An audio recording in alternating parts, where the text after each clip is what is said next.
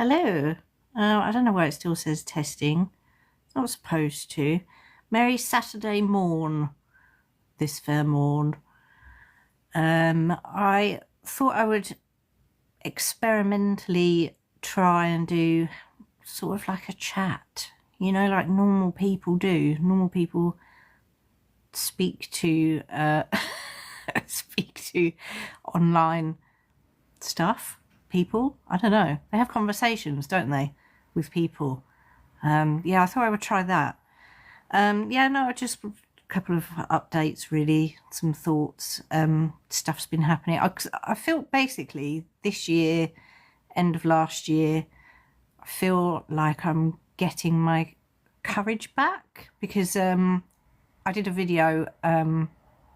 It's all in a video that I did called what did I call it? How I lost my chance with a publisher. And this happened a few years ago. Hello, whoever you are, Kate. This happened a few years ago, but basically a publisher much bigger than me asked me to do a book for them. But it was a plot. Like, she gave me a plot, and it was a plot that I wasn't particularly interested in, but I loved this publisher, so I was like, oh well, I better do it. And she said that they had given a lot of their other authors plots and they'd managed to do it, so I thought, well, obviously I should be able to do this, but I just didn't care about the plot. It wasn't my bag, and every chapter I sent her seemed to infuriate her even further, and she genuinely the notes seemed angry. When I spoke to her, like on, I think it was Zoom, it doesn't really matter, but she seemed angry. So it was just a big old mess. And then after like a year and a half or something of doing that, I just realised that I couldn't do this book. I couldn't stand by it. It wasn't something I cared about. So I basically, hello everyone. Hello, I'm just doing a catch-up, really, a writery catch-up. I decided I couldn't do this book. I wasn't interested in it. It wasn't my plot. So I asked if I could do my own plot, because what it was she was supposed to be helping me develop this book, but it was this plot that she'd given me that I didn't care about. And I said, could you help me out and help me develop a book with my own story, my own idea? And she literally just went, basically, no, you just have to send that in the normal way. And that was that, and I was heartbroken because this is a publisher I really loved. And so I thought, well, okay. And I wrote my own book on my own and sent it, and they weren't interested. And then I had to see writers that were with them, tweet stuff like, only the cool kids publish with blank. I'm not going to say who it was. and it made me feel like I was back at school. So yeah, that was quite upsetting. And that was a few years ago. And then I didn't send any stories out. I did send some stories out, but it definitely lessened. Like it knocked my courage. It what's the word I'm trying to think of? It demoralized me. That's what I was trying to say. But I'd say for the last half a year, including this year, I'm kind of feeling a lot more, creative again, a lot more positive again. And do I like Wales? Well, that's very silly, isn't it? That's really throwing me off. You stupid idiot. So basically, it really sort of, oh, hello, hearts, that's nice. Yeah, so I'm kind of getting back to things. I decided to do the Brighton Fringe this year, which is completely not something that I am, would ever normally do. I'm doing it completely on my own and going for a couple of days on my own, doing a reading at the Laughing Dog Cafe on the 1st of May. If you go to my website, it's all there. So yeah, 1 o'clock at the Laughing Dog Cafe, 1st of May, and I will be there. And honestly, when you go to do the Brighton Fringe, it's so intense that what's the word? Joining process, that you have to download a manual. There's this big manual and a whole like big thing called Eventatron. Eventatron will ruin your life. This whole big thing, and it's quite intimidating, but you can email the people in charge and say, look, I don't know what I'm doing. This, you know, pretend I'm a boomer. I'm very confused. And they were really nice. I only did that like 2 times, I think, or 2. But they were very, very helpful. Hello. So that's happened. I got a free ticket to the UK Ghost Story Festival, which I'm in the middle of at the moment. I'm endometrial, which is why I'm here like this now. So luckily I got an online ticket. So all I have to do the workshops and listen to the authors talking about how to make a spooky story is literally click a link, and then there I am, and I can listen. And I've had some good ideas actually. UK Ghost Story Festival it was very interesting. It's usually in Derby, I believe, if you want to go to the actual thing, which is where a lot of spooky stuff happens, because obviously it's where Bram Stoker wrote at least some of Dracula, and the port that Dracula arrived on the is it the Demeter? The ship is based on it is the port at Whitby.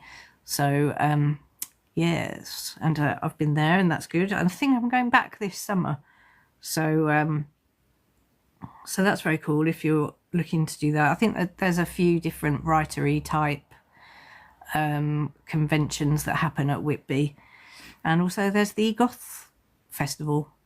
So what else is going on? Yeah, so I thought I'd also I did a writer's retreat as well, very briefly. I won't go on and on about it, but I went to Chalkwell Park. It's a thing called Metal Culture. They've got different places around the UK, I think, but they kind of focus on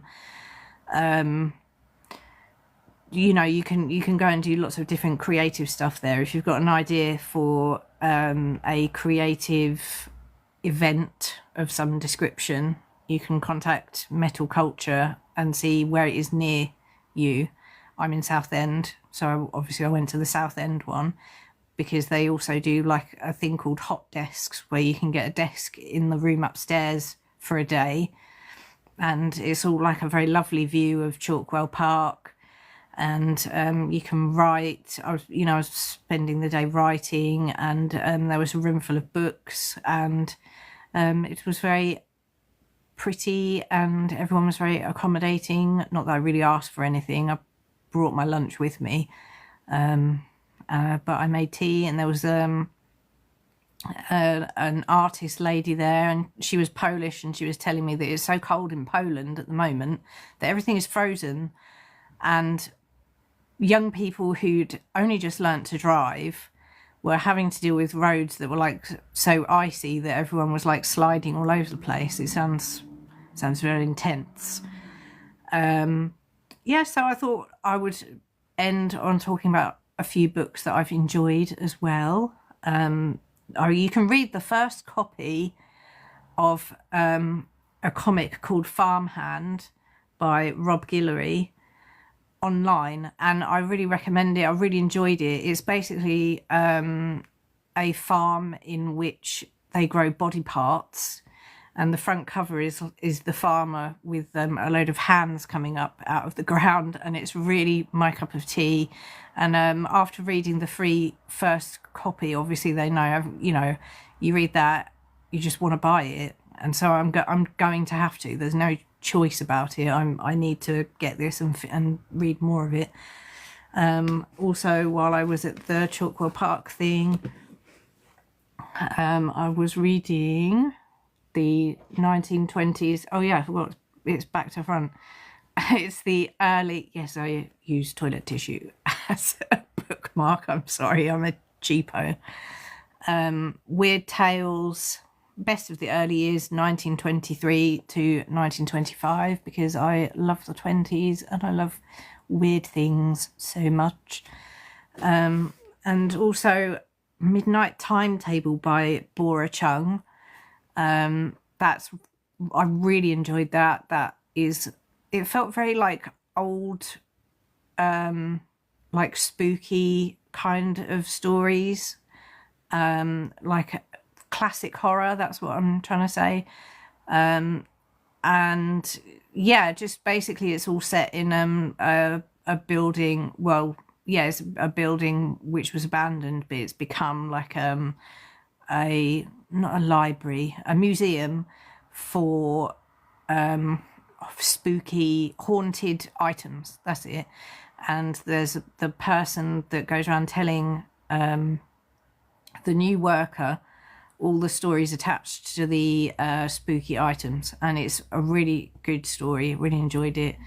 There's a live streamer in it called DSP, and I don't know if you've ever heard of Dark Side Phil, but I couldn't not imagine him in that because it was DSP. I tried really hard not to, but you know.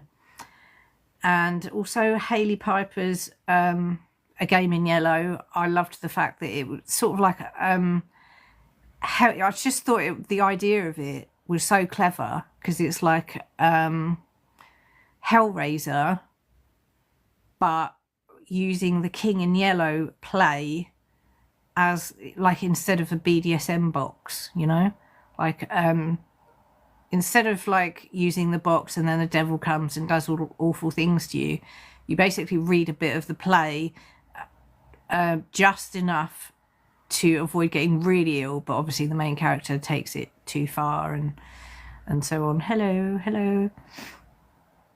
And because obviously as I mentioned, I'm all endometrial at the moment. When I'm like this, I really like